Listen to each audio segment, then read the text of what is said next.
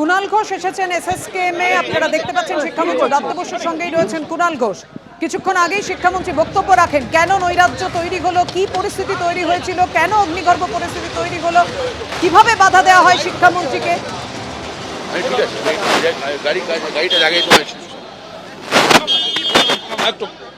বাজে ঘটনা, ভয়ঙ্কর ঘটনা, যে অসভ্যতা।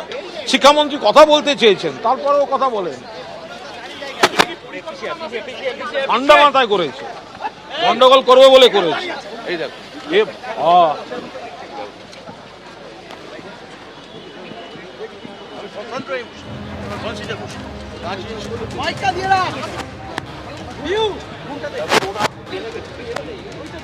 দেখো আপনারা দেখুন, এইভাবে যদি মন্ত্রী বসে, মাননীয় মন্ত্রী বসে গাড়ির কাঁচের উপর হামলা হয়, এটা তো একেবারে আহত করার মতো, শারীরিকভাবে আহত করার মতো টার্গেট করে করেছে এই অসভ্যগুলো।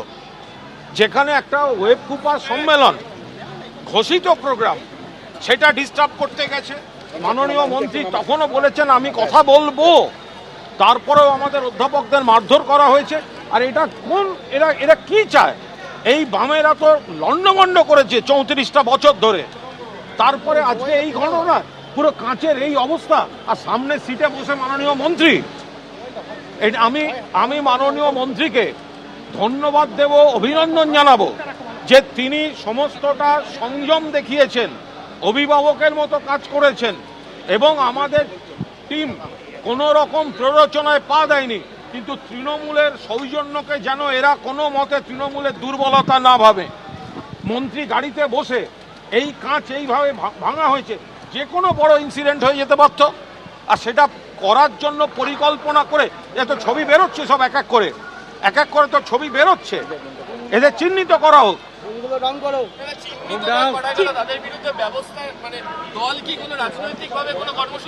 আমরা তো প্রতিহিংসা পরায়ণ নই, তাহলে আমরা সেটা সেই ভাষায় বুঝে নিতাম। এটা মমতা বন্দ্যোপাধ্যায় মাননীয় মুখ্যমন্ত্রী, তো ফলে আমরা তো ওইভাবে বলতে পারি না যে যারা মেরেছে তাদের অমুক। কিন্তু আমাদের ধৈর্যের পরীক্ষা যেন না নেয়।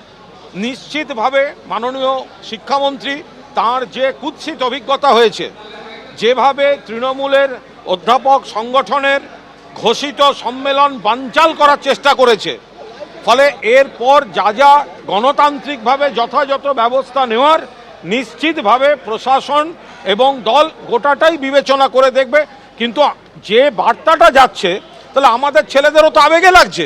আরে ব্রাত্য বসু এখানে সামনে বসে আমাদের মন্ত্রীকে গাড়িতে মারবে, আমাদের মন্ত্রী গাড়ির কাঁচ ভেঙে দেবে। উদ্দেশ্য মানে 100% পরিকল্পিতভাবে, উদ্দেশ্য প্রণোদিতভাবে ব্রাত্য বসুকে টার্গেট করা হয়েছে। যেটা একটা ঘোষিত, একটা গণতান্ত্রিক পরিসরে একটা ঘোষিত প্রোগ্রাম, সেই সংগঠনের তিনি নেতা, তিনি সেখানে যাচ্ছেন, রাজ্যের মাননীয় মন্ত্রী, সেটাকে বানচাল করা।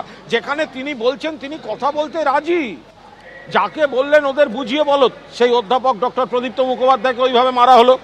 একাধিক অধ্যাপককে নিগ্রহ করেছে এরা, এবং সর্বোপরি শিক্ষামন্ত্রীর গাড়িতে প্রাণঘাতী হামলা, এটা প্রাণঘাতী হামলার চেষ্টা।